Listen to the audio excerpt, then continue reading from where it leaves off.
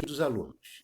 Vamos falar então agora, dando continuidade às nossas aulas que estivemos até o dia 12/3, que vamos falar hoje sobre a saúde na Idade Moderna, o Renascimento e a saúde. No mundo moderno, né, a gente tinha praticamente uma medicina mais social.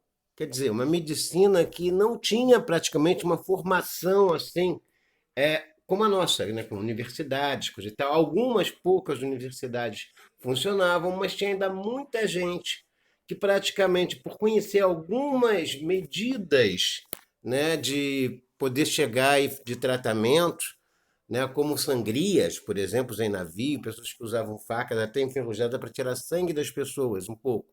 E aí elas se aliviavam, se sentiam bem, né? Já eram chamadas até de médico, tudo mais nessa época em que também teve, né, grandes movimentos de navegações.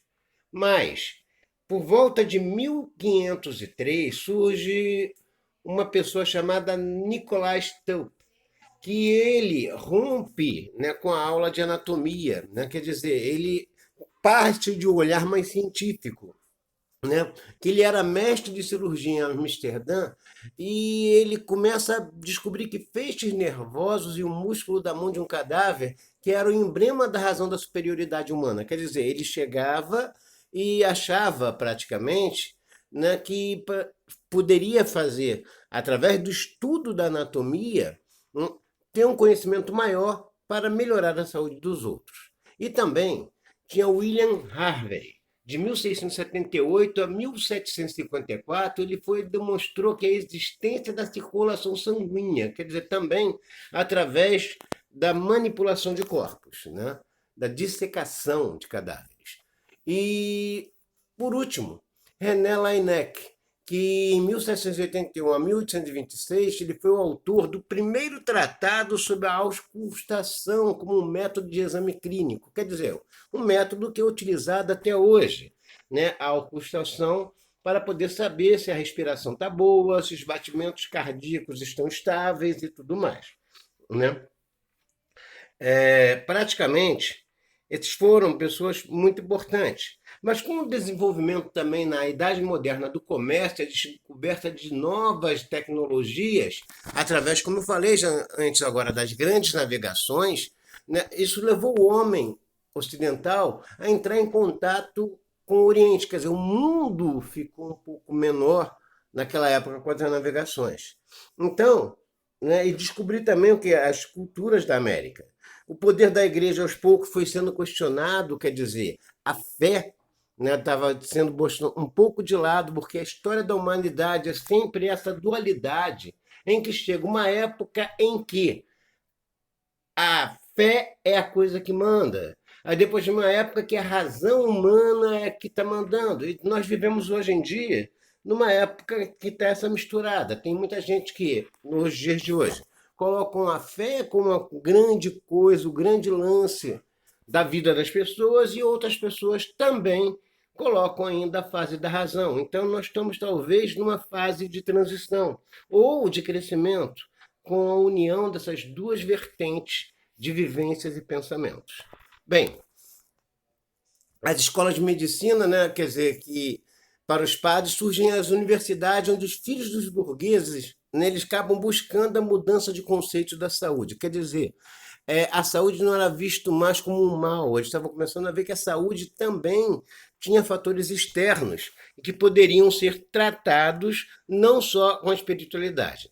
Aqui nós temos as imagens de Nicolas Tope, né, de René Laennec e William de Harvey.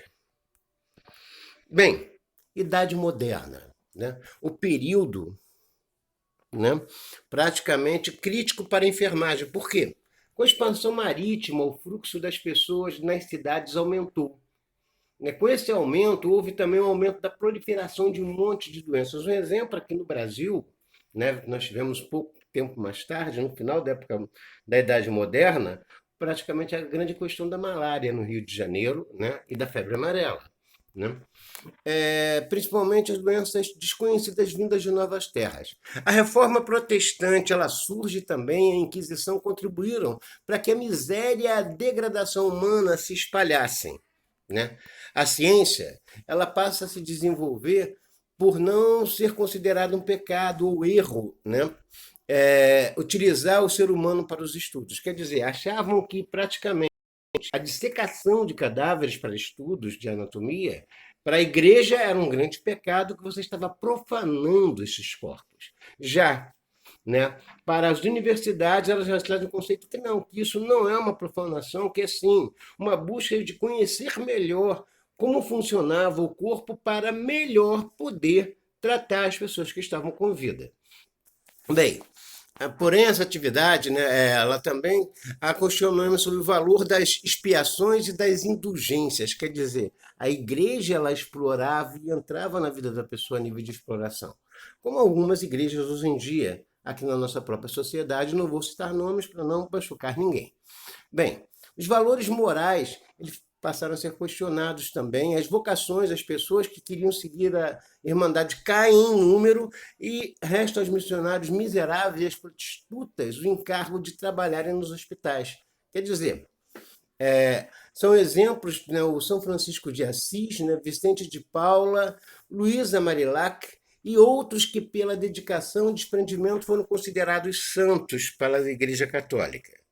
Os pseudos enfermeiras, né, que praticamente não tinham nenhuma formação, por isso são pseudos enfermeiras, elas passaram a desenvolver tarefas essencialmente domésticas, quer dizer, recebiam um parco salário e uma precária alimentação por 12 a 48 horas de trabalhos por vezes ininterruptos, quer dizer, eles não paravam de trabalhar, tornando a profissão indigna e sem atrativa para as mulheres de castas sociais mais elevadas. As condições políticas e o baixo nível de qualidade das práticas da saúde e a sua posição considerada inferior da mulher na sociedade contribuíam para o desprestígio da enfermagem durante os séculos XVI e XVII, caracterizando a sua fase de decadência. Quer dizer, praticamente não havia nenhum investimento a nível da formação, do acompanhamento. Não foi uma época boa para a enfermagem, porque não havia uma preocupação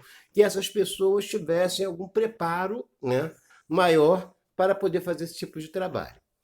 Essa fase tempestuosa, que significou uma grave crise para a enfermagem, permaneceu por muito tempo. Quer dizer, foi só praticamente bastante tempo depois, né, que com o surgimento da própria Nightingale, a Florence, né, que começa as coisas a mudarem.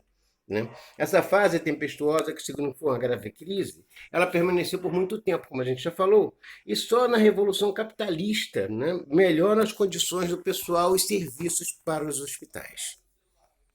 Aí começa a idade contemporânea. Por enquanto, a gente vai parar por aqui, porque eu não vou poder fazer muita coisa, né? Mas daqui a pouco eu vou estar enviando mais um pouquinho para falar sobre a continuidade da nossa história. Obrigado a vocês, até daqui a pouco.